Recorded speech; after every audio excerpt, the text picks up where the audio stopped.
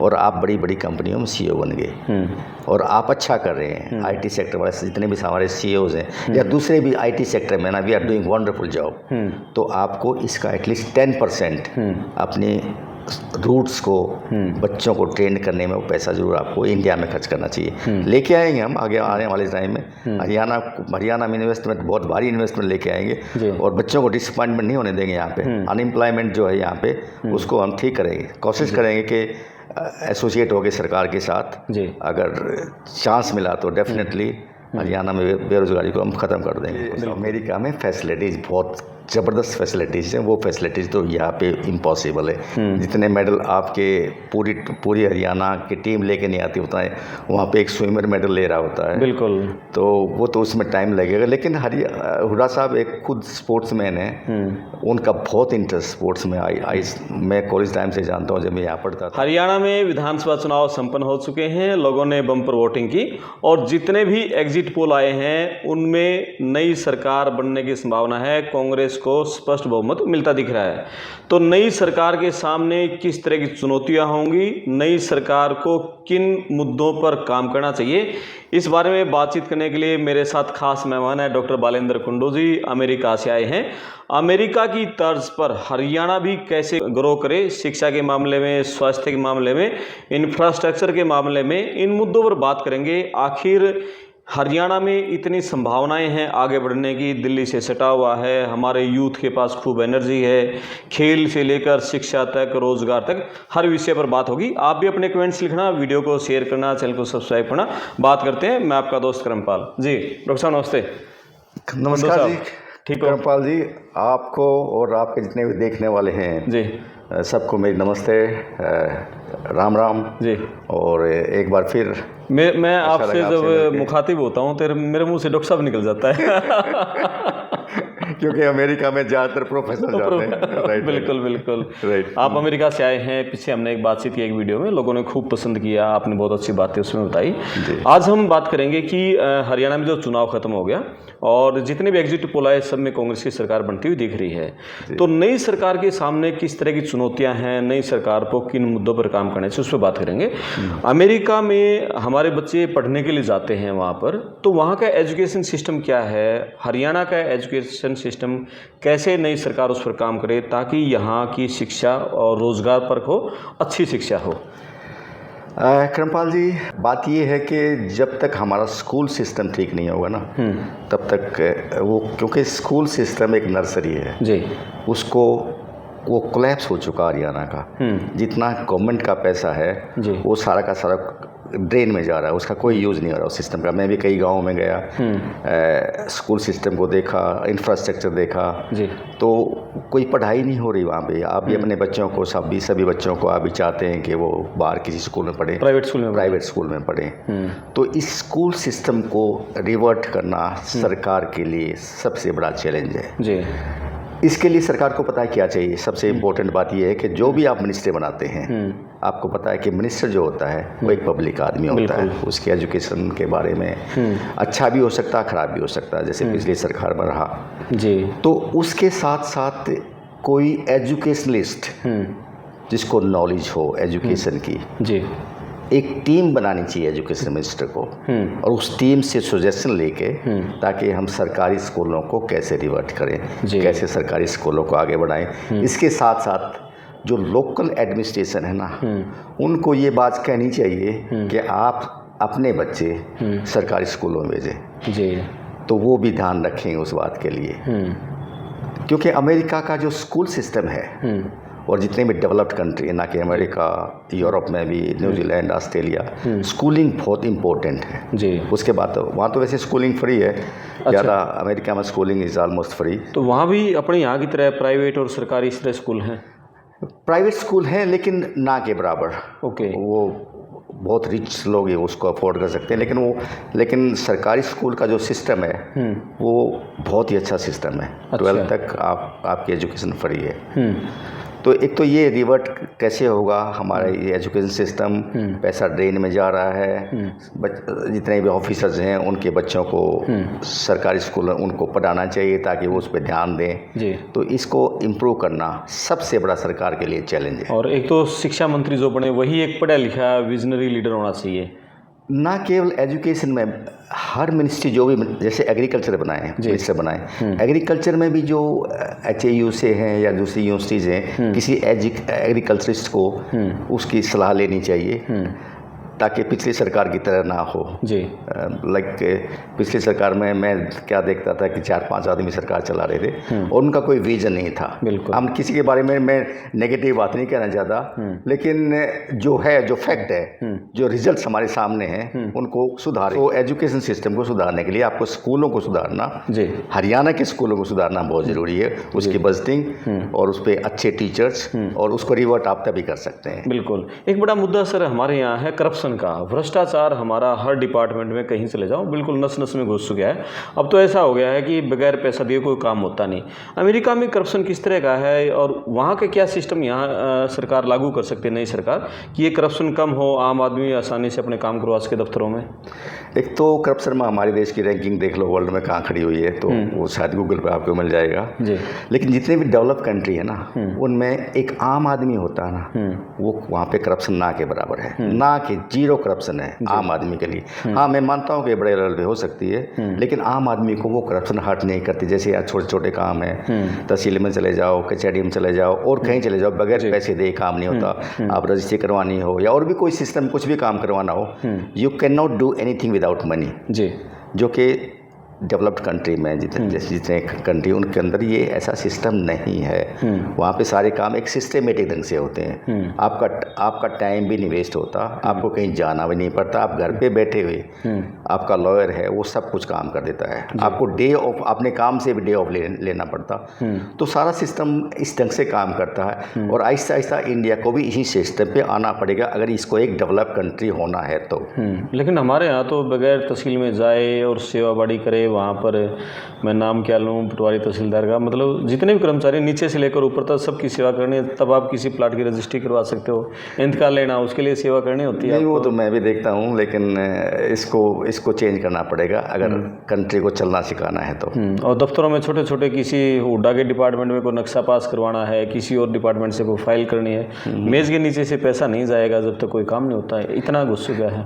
नहीं, that is true, that is absolutely. मैं भी देखता हूँ और जितने भी बाहर के हमारे NRI भाई जितने भी आते हैं वो भी मेरे को एक एक बात बताते हैं, मेरे पास फ़ोन करके। बड़ी तकलीफ होती है उन लोगों को ये सिस्टम को देख कर समझ कर। जब तक इसको आप चेंज नहीं करोगे ना, ये हैबिट बन चुकी है सर। ये मतलब क्या सिस्टम इसको अपनाया जाए? मैंने तो ये सुना है कि अगर हम पैसे नहीं देंगे तो हमारा काम ही नहीं होगा, इसलिए लोग पहले पैसे लेके जाते हैं। बिल्कुल। तो उसी हिसाब से यहाँ से टोटल सिस्टम उसी हिसाब से चल रहा है। कोई भी NOC लेनी है, कोई भी आपको पास करवाना, बड़े से बड़ा प्रोजेक्ट हो या छोटा प्रोजेक्ट हो, कोई पेट्रोल पंप लगा रहा है, 10 NOC लेती हैं, 10 NOC में अच्छा खासा पैसा नहीं होगा, कहीं से NOC नहीं मिलेगी। नहीं, मैं जैसे हमने पहले भी चर्चा की थी, जो आपने ये पोर्टल बनाए थे, सरकार ने कुछ चेंज किया था। ये पोर्टल उन लोगों ने बनाए जिन लोगों को कुछ पता ही नहीं था यहाँ के सिस्टम के बारे में, और बनाने वाले अमेरिका में बैठे हैं और इम्प्लीमेंट हरियाणा के गांव में हो रहा है।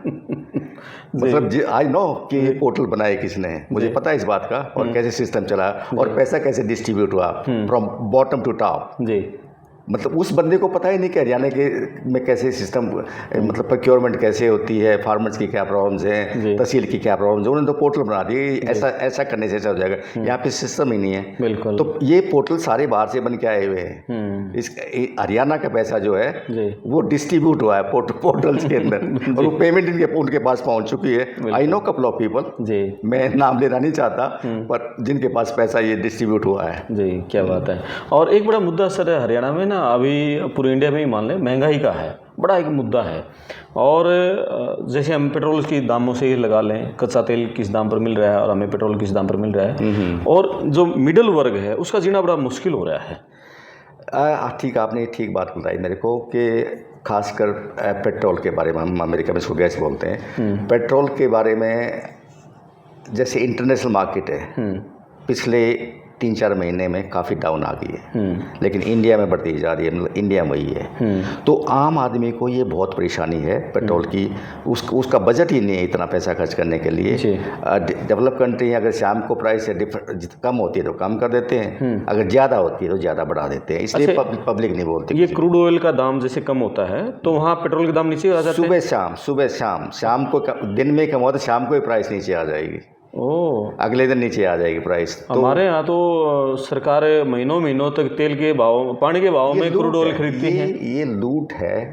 आई नो कि वो पैसा इंफ्रास्ट्रक्चर की डेवलपमेंट पे लग रहा है, जो भी है, लेकिन एक आम आदमी के लिए बहुत भारी लूट है। बिल्कुल, उसको वो अफोर्ड भी नहीं कर सकता, उसका पूरा बजट खराब हो जाता है। अब मैंने कई बच्चों को देखा है जो काम करने जाते हैं, दिन में 500 600 रुपये वो सिर्फ पेट्रोल पे फूक देते हैं। और दूसरी बात ये है कि रोड सिस्टम ऐसा नहीं है कि वो मतलब गैस जलती रहती है, पेट्रोल जलता रहता है और गाड़ी खड़ी रहती है, आगे भी नहीं चल पाती। तो ये भी कंट्री के लिए एक भारी लॉस है। नहीं, ट्रांसपोर्टेशन भी तो महंगा रहता है सर, उससे सब्जी फल वो भी तो सब चीज़ें, रसोई का सामान सब महंगा होता है। बिल्कुल पूरा का पूरा जो अमेरिका सिस्टम है ना, वो ट्रांसपोर्टेशन में चलता है जी।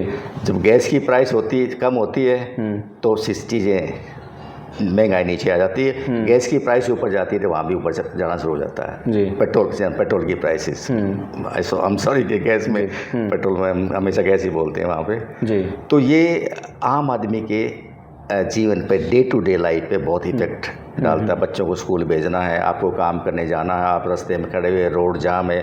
आई हैव सीन दैट, मैं भी देखता हूँ आता जाता, गुड़गांव से, दिल्ली से चंडीगढ़ जहाँ भी जाता हूँ, तो ये बहुत भारी ड्रॉबैक है। दिल्ली यहाँ से कितना 40-50 किलोमीटर होगा, घंटों लग जाते हैं वहाँ दिल्ली पहुँचने में। अब थोड़ा सा बेटर हुआ है, लेकिन दिल्ली में घुसने के बाद सिचुएशन वही हो जाती है। तो ये आम आदमी की लाइफ को बहुत इफेक्ट पड़ता है पेट्रोल की प्राइस का, और इसके साथ एसोसिएटेड है, जैसे आपने बताया, इसके साथ सारी प्राइस चीज़ें वो एसोसिएटेड हैं। गैस, इसके साथ सब्जियाँ की हैं, फल की हैं, काफ़ी चीज़ें इसके साथ एसोसिएटेड। ठीक है, चलो ये तो सेंट्रल लेवल का मुद्दा हो गया सर कि पेट्रोल का मामला, इसको हम स्टेट के इतना नहीं कर, सेंटर को भी प्राइस तो कम करने चाहिए। ठीक है, हरियाणा सरकार को किन मुद्दों पर और काम करना चाहिए? आपने जैसे करप्शन पे कहा कि उसको कम करना चाहिए, एजुकेशन पे काम करना चाहिए, हेल्थ, या और कौन से मुद्दे हैं जहाँ आप ये लगता है कि नई जो सरकार आएगी क्या चुनौतियाँ उसके सामने देखते हो और किन मुद्दों पर उसको काम करने की जरूरत है? यहाँ पे बहुत इम्पोर्टेंट है वो स्पोर्ट्स पे काम, क्योंकि हरियाणा एक ऐसा स्टेट है जहाँ पे अच्छी नर्सरी तैयार हो सकती है स्पोर्ट्स की जी। और स्पोर्ट्स में आप सिर्फ उन बच्चों को पैसे ना दें जो विनर हैं, जो मेडल लेके आ जाते हैं, बल्कि आपको स्कूल लेवल पे टैलेंट को रिकॉग्नाइज करके, जैसे चाइना में बहुत है, चाइना में छोटे लेवल पे बच्चे को रिकॉग्नाइज कर लेते हैं कि इस बच्चे के अंदर क्या टैलेंट है जी।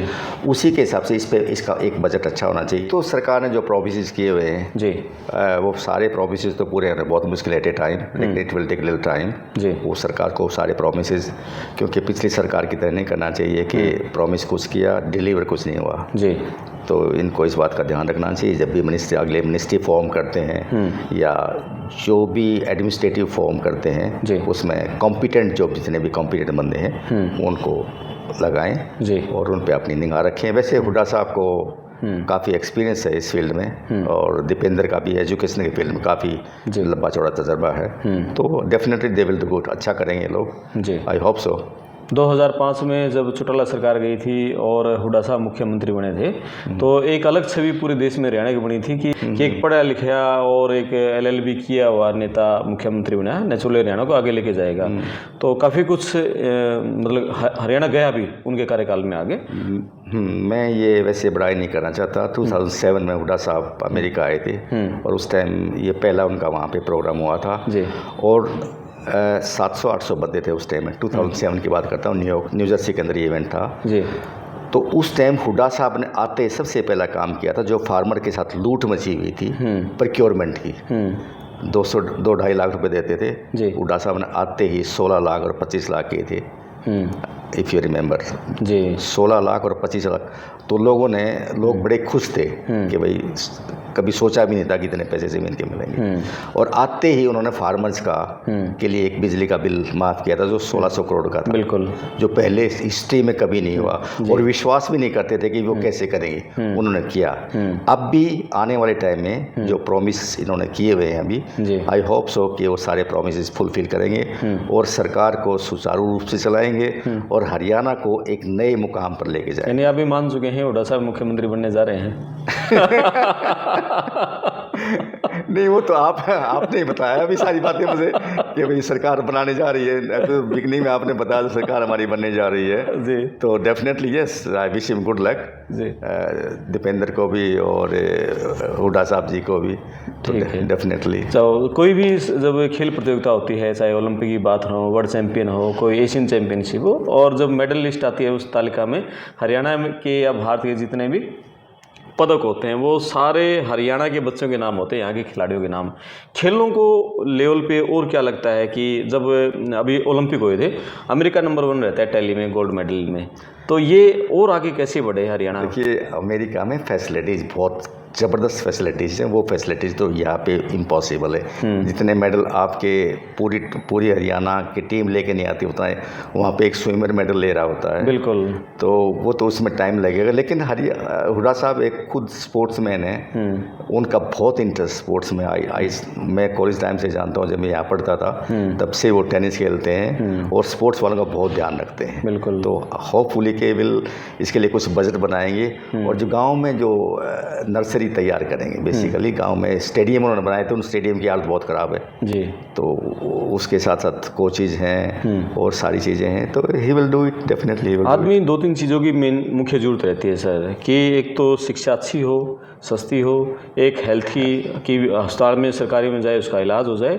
तीसरा आदमी को काम धंधे के लिए रोज़गार मिल जाए। एक बात ये आपने जो हेल्थ की बात आपने अच्छी बताई, मैं बहुत ही डिसअपॉइंटेड हूँ इस बात से जी, जो ये हमारा PGI है, रोहतक का PGI है, कितना अच्छा एजुकेशन सिस्टम था PGI का है जी, और अभी यहाँ पे इतना हालत ख़राब हो चुकी है, मतलब हमें बहुत ख़राब लगता है। आज से 25-30 साल पहले यहाँ का ये PGI जो था बहुत अच्छा था जी, लेकिन अब वो बात है ही नहीं, तो इसको सुधारना बहुत ज़रूरी है। यहाँ पे कोई विजनरी है, कोई विजन वाले बंदे को लेके आए ज़रूरी, जो कि इसको पूरे सारा फ्लैट करके दोबारा बनाए बाहर। वहाँ पे इतना भीड़ भड़का होता है, एक आम आदमी को मैं देखता हूँ वहाँ पे कितना बुरा हाल है, तो इसको तो हेल्थ सिस्टम को तो इनको सुधारना चाहिए। पढ़ाई के लेवल भी PGI में जो रैंकिंग है वो भी काफ़ी डाउन है अब। हाँ, PGI वैसे तो देखो ना, अमेरिका के हर शहर में आप चले जाओ तो रोहतक के PGI का डॉक्टर मिलेगा आपको जी, एक ये टाइम था और एक ये टाइम है कि यहाँ day by day education system, खासकर मेडिकल एजुकेशन, वो I am disappointed with from Rohtak medical college और रोहतक PGI, तो इसको इम्प्रूव करने की बहुत ही ज़रूरत है। एक सर, अमेरिका में आप गूगल के CEO देख लो या माइक्रोसॉफ्ट के देख लो, सत्या नडेला या सुंदर पिचई, ये IT सेक्टर के जितने हमारे यंग माइंड है ये सब अमेरिका पहुंच गया है। ये देश, ये हरियाणा, ये कैसे IT सेक्टर में हमारे बच्चे इतना अच्छा कर रहे हैं, ये कैसे फ़ायदा उठाए? मैं यही काम करता हूँ, मैं लोगों को ये बताता हूँ कि भैया तुम आए, तुमने हमारे एजुकेशन सिस्टम को, इंडिया के एजुकेशन सिस्टम को, बहुत सस्ती एजुकेशन यहाँ पे ली और आप बड़ी बड़ी कंपनियों में CEO बन गए और आप अच्छा कर रहे हैं। IT सेक्टर वाले जितने भी हमारे CEOs हैं या दूसरे भी IT सेक्टर में ना, we are doing wonderful job, तो आपको इसका एटलीस्ट 10% अपने रूट्स को, बच्चों को ट्रेन करने में वो पैसा जरूर आपको इंडिया में खर्च करना चाहिए। लेके आएंगे हम आगे आने वाले टाइम में, हरियाणा में इन्वेस्टमेंट, बहुत भारी इन्वेस्टमेंट लेके आएंगे और बच्चों को डिसअपॉइंटमेंट नहीं होने देंगे। यहाँ पे अनएम्प्लॉयमेंट जो है यहाँ पे उसको हम ठीक करेंगे, कोशिश करेंगे कि एसोसिएट हो गए सरकार के साथ, अगर चांस मिला तो डेफिनेटली हरियाणा में बेरोजगारी को हम ख़त्म कर देंगे। बिल्कुल। और ग्लोबल हरियाणा, आप बहुत बड़ा एक संगठन चलाते हैं, पूरे दुनिया भर में जो हरियाणवी फैले हुए हैं उनको आपने जोड़ा हुआ है। पिछले दिनों एक आप डेलीगेशन यहाँ लेके भी आए थे MDU में, प्रोफेसर्स का अलग अलग देशों का। कैसे और सुधार आप उसके बाद लगा कि हम हरियाणा में किन किन चीज़ों में सुधार की जरूरत देखिए, है? ग्लोबल हरियाणा एक ऐसा ऑर्गेनाइजेशन है जो मैंने लगभग 10 साल पहले शुरू किया था। तो वर्ल्ड में जहाँ जहाँ पर हरियाणा के लोग हैं, चाहे वो न्यूजीलैंड में हो, ऑस्ट्रेलिया में, यूरोप के किसी भी कंट्री में हो, नॉर्थ अमेरिका में, वो सभी एक प्लेटफॉर्म पे हैं जी। और लाइक माइंडेड हैं। वो यहाँ के लोगों से ज़्यादा पेट्रियोटिक हैं। तो वो भी चाहते हैं कि हम कुछ अपना कंट्रीब्यूट, अगर हमें कोई चैनल मिले, जैसे कोई NRI सेल बना दिया, NRI मिनिस्ट्री बना दी, उसके थ्रू दे कैन वर्क।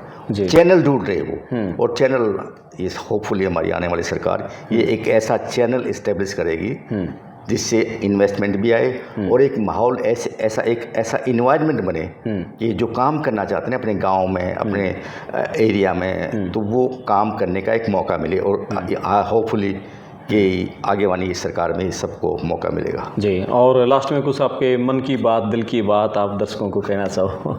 नहीं, आप सबसे बात करके एक तो मुझे बहुत अच्छा लगा, और मैं अमेरिका में काफ़ी समय से रह रहा हूँ, लेकिन आज भी मेरा हरियाणा की या अपने लोगों से जुड़ाव है। और हम कोशिश ये करेंगे कि जितने भी प्रॉब्लम्स हैं हरियाणा के अंदर, क्योंकि हरियाणा की एक भौगोलिक जो लोकेशन है वो बहुत ही अच्छी है, और यहाँ अनएम्प्लॉयमेंट और ख़ासकर हमारा यूथ बहुत एनर्जेटिक है। अब तो काफ़ी अमेरिका में भी पहुंच गए हैं, काफ़ी लोग मेरे कांटेक्ट में हैं, वर्ल्ड वाइड लोग मेरे कांटेक्ट में हैं।